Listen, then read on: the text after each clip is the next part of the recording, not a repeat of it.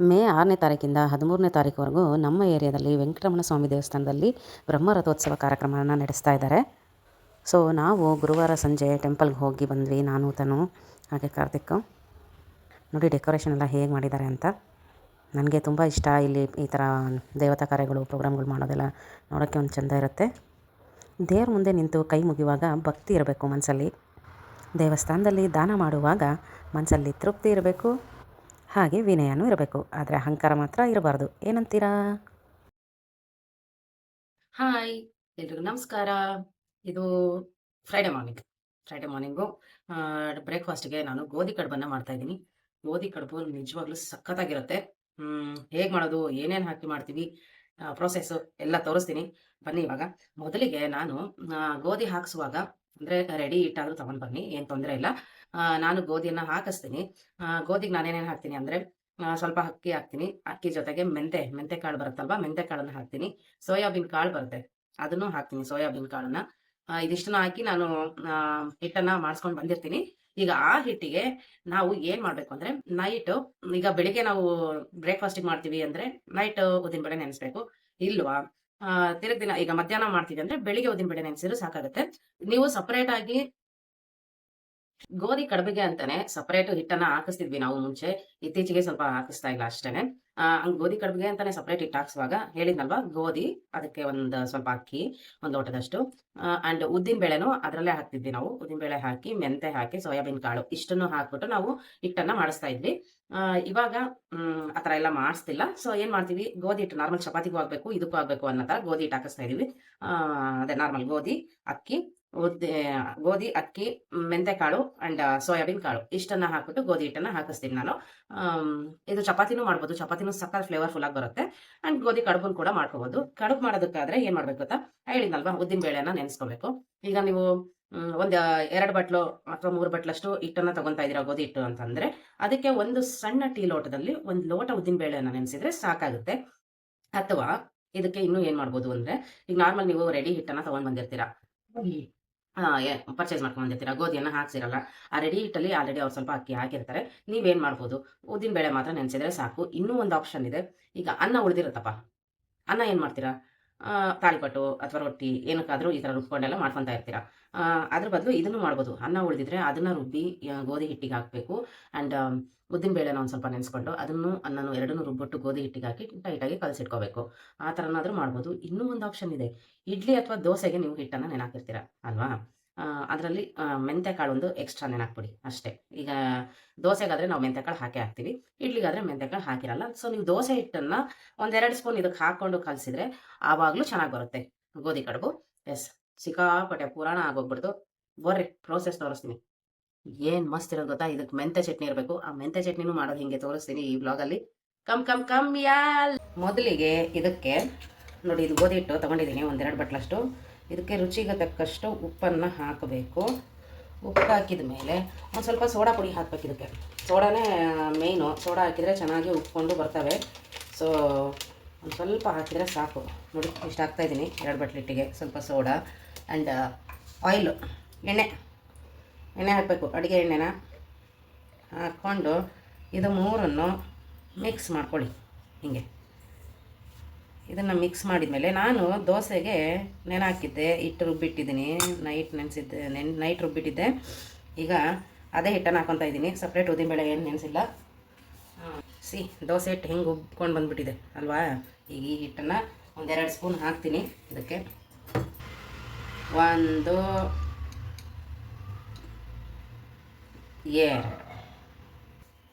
ಇವತ್ತು ದೋಸೆ ಏನು ಮಾಡ್ತಾಯಿಲ್ಲ, ಸುಮ್ಮನೆ ಯಾಕೆ ವೇಸ್ಟ್ ಮಾಡೋದು.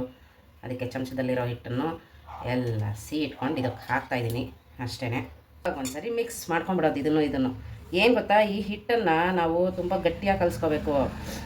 ಸ್ಮೂತಾಗಿ ಕಲಿಸಿದ್ರೆ ಅಂದರೆ ಸರಿಯಾಗಲ್ಲ.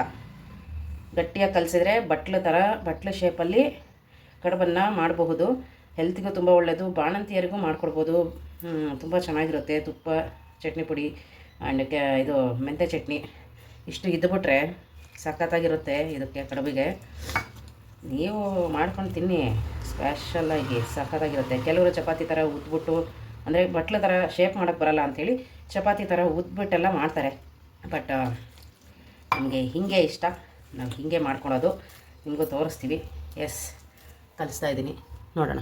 ನೋಡಿ, ಹೀಗೆ ಫೈನಲ್ ಟಚ್ ಕೊಡುವಾಗ ಕೈಗೆ ಸ್ವಲ್ಪ ತುಪ್ಪ ಸವರ್ಕೊಂಡು ಕಲಿಸ್ಬೇಕು. ನೋಡಿ ಎಷ್ಟು ಟೈಟಾಗಿ ಕಲಿಸ್ತಾ ಇದ್ದೀನಿ ಅಂತ.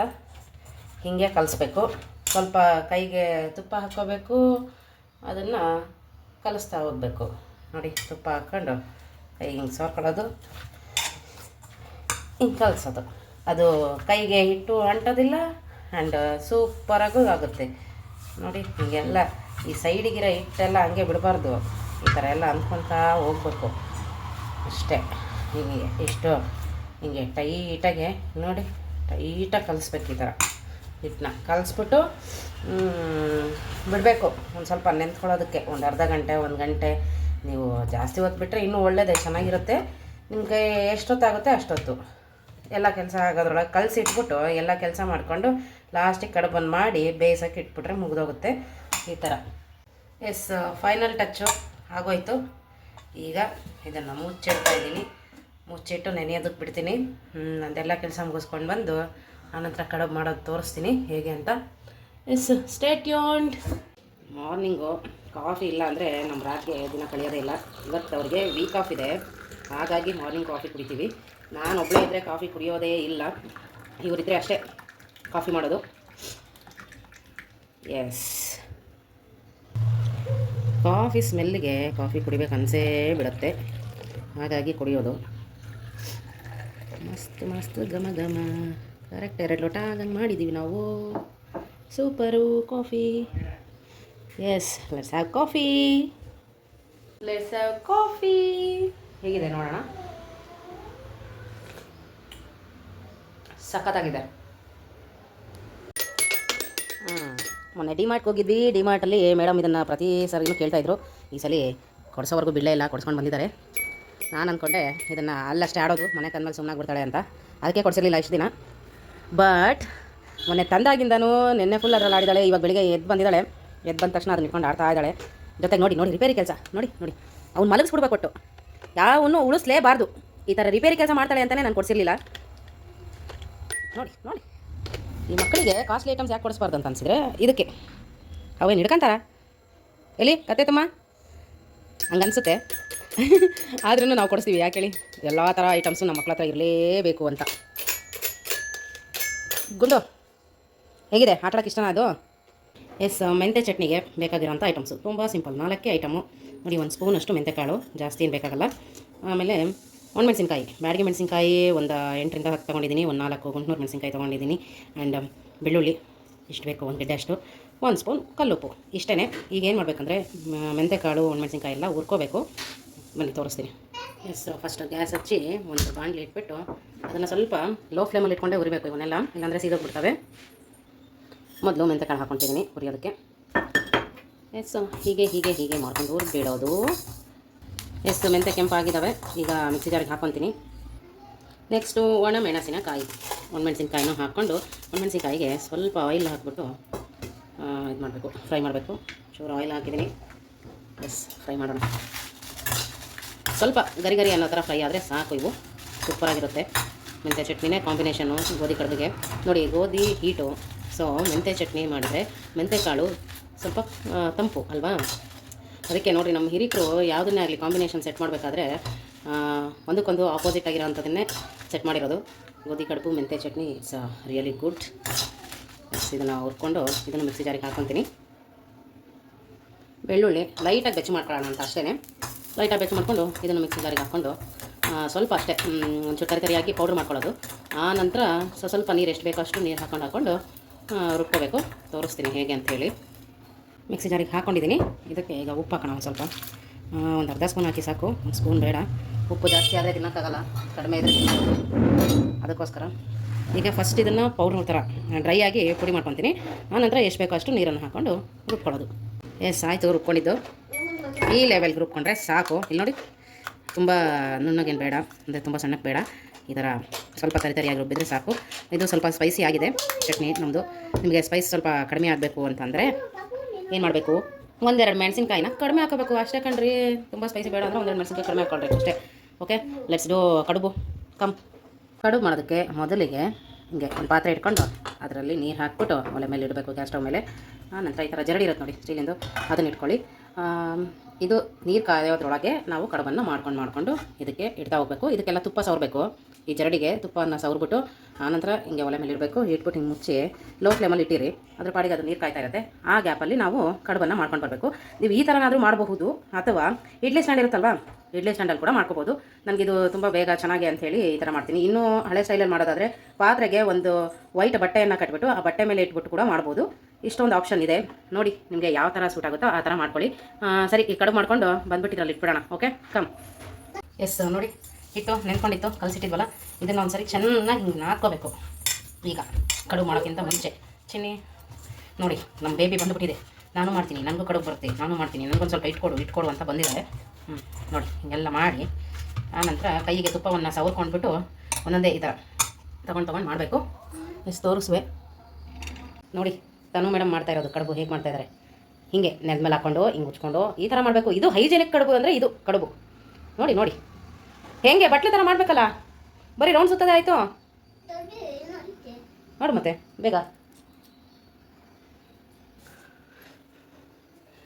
ನೋಡಿ, ಇವ್ರ ಐಡಿಯಾ ನೋಡ್ರಿ, ಬಟ್ಲು. ವಾವ್, ಸೂಪರ್ ಗುಂಡು, ಹೊಸ ಐಡಿಯಾ, ಹೊಸ ಥರ ಕಡುಬು ಸಖತ್ತಾಗಿ ಮಾಡ್ದೆಮ್ಮ. ಮಕ್ಕಳು ಇದಕ್ಕೆ ಹೇಳೋದು ನೋಡಿ, ಅವು ನಮಗೆ ಗೊತ್ತಿಲ್ಲದಿರೋದೆಲ್ಲ ಗೊತ್ತಿರುತ್ತೆ. ಅವ್ರದ್ದು ತುಂಬ ಕ್ರಿಯೇಟಿವ್ ಮೈಂಡು. ಕ್ರಿಯೇಟಿವಿಟಿ ಅಂದರೆ ಇದೆ. ಇದು ತನು ಮಾಡೋ ಬಟ್ಲು ಕಡುಬು. ಈಗ ಮನು ಮಾಡೋ ಬಟ್ಲು ಕಡುಬು ಹೇಗಿರುತ್ತೆ ನೋಡೋಣ. ನೋಡಿ, ಈ ಥರ ಉಂಡೆಗಳನ್ನ ಮಾಡಿಟ್ಕೊಂಡಿದ್ದೀನಿ. ಈಗ ಕಡುಬು ಮಾಡಿ ಒಂದೊಂದು ತಟ್ಟೆಗೆ ಇಟ್ಕೊಂಡು ಲಾಸ್ಟಿಗೆ ಅದರೊಳಗೆ ಇಡೋದು. ಒಂದು 4ರಿಂದ 5 ಕಡುಬು ಇಡ್ಸುತ್ತೆ. ಅದರಲ್ಲಿ ಫಸ್ಟು ಕೈಗೆ ತುಪ್ಪವನ್ನು ಸವರ್ಕೋಬೇಕು. ನೋಡಿ, ತುಪ್ಪ ಸವರ್ಕೊಂಡಿದ್ದೀನಿ. ಈಗ ಇದನ್ನು ಹಿಂಗೆ ಮಾಡಿಕೊಂಡು ಜಸ್ಟ್ ಸಿಂಪಲ್ಲು ಇಷ್ಟೇ, ಹಿಂಗೆ ಹಿಡ್ಕೊಂಡು ಹಿಂಗೆ ಅನ್ಕೊಂತ ಹೋಗೋದು ಹಿಂಗೆ. ನೋಡಿ, ಈ ಥರ ಬಟ್ಲು ಬರುತ್ತೆ. ಮೇಲಿಂದನೂ ಹಿಂಗೆ ಅನ್ಕೊಂತ ಹೋಗೋದು. ಸ್ಟಾರ್ಟಿಂಗು ಮಾಡೋರಿಗೆ ಸ್ವಲ್ಪ ಬರಲ್ಲ, ಆಮೇಲೆ ಬರುತ್ತೆ. ನೋಡಿ, ಹಿಂಗೆ ಹಿಡ್ಕೊಂಡು ಹಿಂಗೆ ಅಂದುಬಿಟ್ರೆ ಮುಗೀತು. ಕಡುಬು, ಬಟ್ಲು ಕಡುಬು ರೆಡಿ ಆಗಿಬಿಡುತ್ತೆ. ಗೋಧಿ ಕಡುಬು ನೋಡಿ, ಬಟ್ಲು ಇದನ್ನು ಹಿಂಗೆ ಇಡೋದು ಅದರೊಳಗೆ ಅಷ್ಟೇ. ಇಲ್ಲೂ ಹಿಂಗೆ ಹಿಡ್ಕೊಳ್ಳೋದು. ನೋಡಿ, ಇನ್ನೊಂದು ಮಾಡಿ ತೋರಿಸ್ತೀನಿ. ಹಿಂಗೆ ಹೊತ್ಕೊಳ್ಳೋದು, ಹಿಂಗೆ ಅನ್ಕೊತ ಹಿಂಗೆ ಅನ್ಕೊಳ್ತಾ ಹೋಗ್ತಾ ಇರೋದಷ್ಟೇ. ಇದು ಎಕ್ಸ್ಪೀರಿಯನ್ಸ್ ಇರೋದ್ರಿಂದ ಸ್ವಲ್ಪ ಫಾಸ್ಟಾಗಿ ಮಾಡ್ತಿದ್ದೀನಿ ಅಷ್ಟೇ. ನನಗೂ ಸ್ಟಾರ್ಟಿಂಗ್ ಬರ್ತಾ ಇರಲಿಲ್ಲ. ನೋಡಿ, ಅದೇನಪ್ಪ, ಮದುವೆಗಿಂತ ಮುಂಚೆ ಹೆಣ್ಮಕ್ಳಿಗೆ ಏನು ಮುಟ್ಟಿದ್ರು ಬರ್ತಾ ಇರಲ್ಲ. ಮದುವೆ ಆದಮೇಲೆ, ಅದರಲ್ಲೂ ಎಸ್ಪೆಷಲಿ ತಾಯಿ ಆದಮೇಲಂತೂ ಎಲ್ಲ ಥರದ್ದು ಲೀಲಾಜಲವಾಗಿ ಬಂದ್ಬಿಡುತ್ತೆ ಅಡುಗೆಗಳು. ಇದು ನನಗೆ ಬರ್ತಾನೆ ಇರಲಿಲ್ಲ. ನನ್ನ ತಮ್ಮ ಮಾಡ್ತಿದ್ದ, ನಮ್ಮ ಅಮ್ಮ ಕರೆಕ್ಟಾಗಿ ಮಾಡ್ತಿದ್ರು ಈ ಥರ ಬಟ್ಲು ಥರ. ನನಗೆ ಬರ್ತಾ ಇರಲಿಲ್ಲ. ಬಟ್ ಆಫ್ಟರ್ ಮ್ಯಾರೇಜ್, ಅದರಲ್ಲೂ ನನ್ನ ಮಗಳು ಹುಟ್ಟಿದ ಮೇಲೆ ಅವಳಿಗೆ ಸಿಕ್ಕಾಪಟ್ಟೆ ಇಷ್ಟ ಕಡುಬು ಅಂತೇಳಿ ನಾನು ಮಾಡೋಕ್ಕೆ ಸ್ಟಾರ್ಟ್ ಮಾಡಿದ್ದು. ಚೆನ್ನಾಗಿ ನೋಡಿ, ಹಿಂಗೆ ಬಟ್ಲು ಥರ ನನಗೆ ಬರೋಕ್ಕೆ ಸ್ಟಾರ್ಟ್ ಆಯಿತು. ಈ ಥರ ಗುಪ್ಪೆ ಥರನೇ ಇಡಬೇಕು ಅದರೊಳಗೆ. ಎಸ್, ಬನ್ನಿ ತೋರಿಸ್ತೀನಿ ಎಲ್ಲ ಮಾಡ್ಕೊಂಡು ಹೇಗಿಡೋದು ಅಂತೇಳಿ.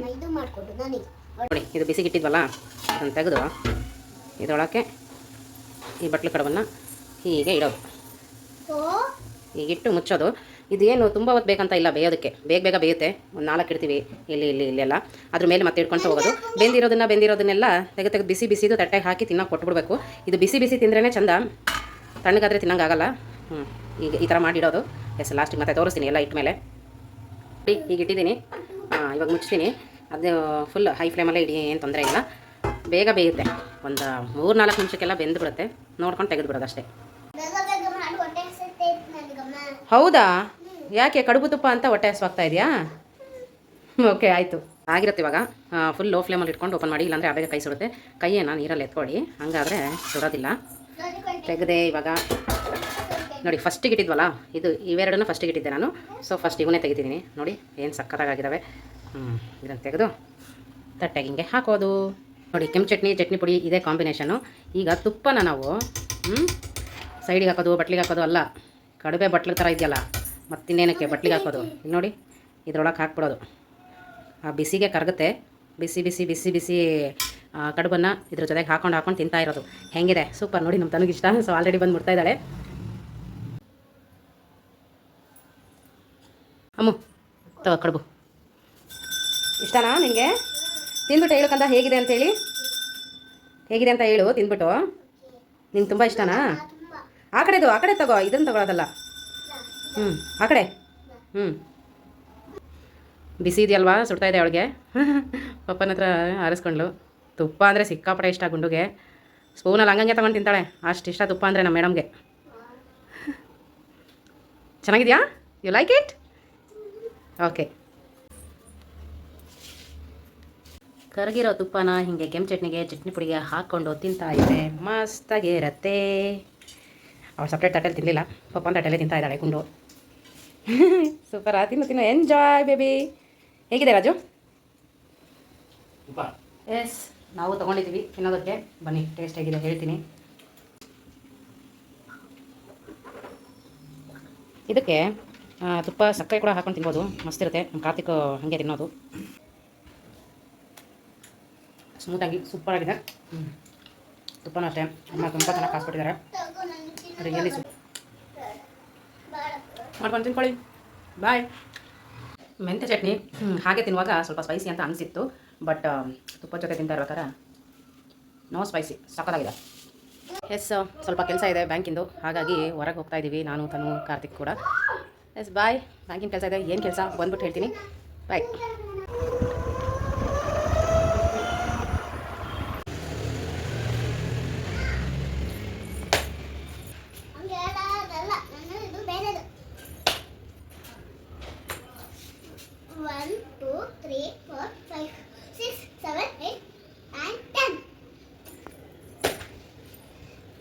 ಎಸ್, ಬ್ಯಾಂಕಿಗೆ ಹೋಗಿ ಬಂದ್ವಿ.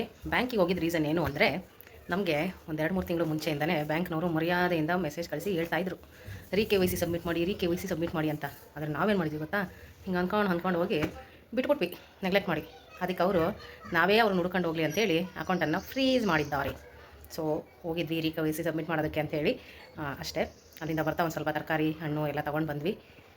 ಸುಸ್ತಾಗಿದೆ, ಕೂತ್ಕೊಂಡ್ಬಿಟ್ಟಿದ್ದೀವಿ. ಬಿಸಿಲು ಕಂಡ್ರಿ, ಬಿಸಿಲು ಮಧ್ಯಾಹ್ನ ಬಿಸಿಲು. ಬೆಂಗಳೂರಲ್ಲೇ ಇಷ್ಟೊಂದು ಬಿಸಿಲಾದರೆ ಇನ್ನು ನಮ್ಮ ಚಿತ್ರದುರ್ಗದಲ್ಲಿ ಎಷ್ಟು ಬಿಸಿಲು ಏನೋ. ಎಸ್, ಅಷ್ಟೇ. ನೋಡೋಣ ಅಡುಗೆ ಏನು ಮಾಡಬೇಕು ಏನು ಗೊತ್ತಿಲ್ಲ. ಟಿಫನ್ನು ಲೇಟಾಗಿ ತಿಂದಿದ್ದೀವಿ, ಅದು ಗೋಧಿ ಕಡುಬು ಬೇರೆ ತಿಂದಿದ್ದೀವ, ಬೇಗ ಡೈಜೆಷನ್ ಆಗೋಲ್ಲ. ನೋಡೋದು ಏನು ಅಂತ. ಸದ್ಯಕ್ಕೆ ಒಂದು ಲೋಟ ಟೀ ಕುಡಿಬೇಕು ಅನಿಸ್ತಾ ಇದೆ. ಟೀ ಕುಡಿದು ನೆಕ್ಸ್ಟು ಏನು ಮಾಡೋದು, ಏನು ಮಾಡ್ತೀವಿ ಅದನ್ನು ತೋರಿಸುವೆ. ತನ್ಮಯ್ಯ ಅಂತೂ ಪಕ್ಕದ ಮನೆ ಹುಡುಗಿ ಜೊತೆಗೆ, ಪಾಪು ಜೊತೆಗೆ ಆಟ ಆಡೋಕ್ಕೆ ಹೋಗ್ಬಿಟ್ಲು. ಅವ್ಳ ಫ್ರೆಂಡ್ ಚುಮ್ಮಿ ಜೊತೆಗೆ. ಬರ್ತಿದ್ದಂಗೆ ಮನೆ ಒಳಗೆ ಬಂದಿಲ್ಲ, ಚುಮ್ಮಿ ಜೊತೆಗೆ ಅವ್ರ ಮನೇಲೇ ಆಟ ಆಡ್ತಾ ಇದ್ದಾಳೆ. ನಾವು ಸದ್ಯಕ್ಕೆ ರಿಲ್ಯಾಕ್ಸ್ ಮಾಡ್ಕೊಂಡು ಕೂತ್ಕೊಂಡಿದ್ದೀವಿ. ಎಸ್, ಇದು ಮಧ್ಯಾಹ್ನದ ವ್ಲಾಗು. ನೋಡೋಣ ಅಡುಗೆ ಏನು ಮಾಡ್ತೀವೋ ಗೊತ್ತಿಲ್ಲ, ಮಾಡಿದ್ದನ್ನು ತೋರಿಸ್ಬೋದು. Stay tuned.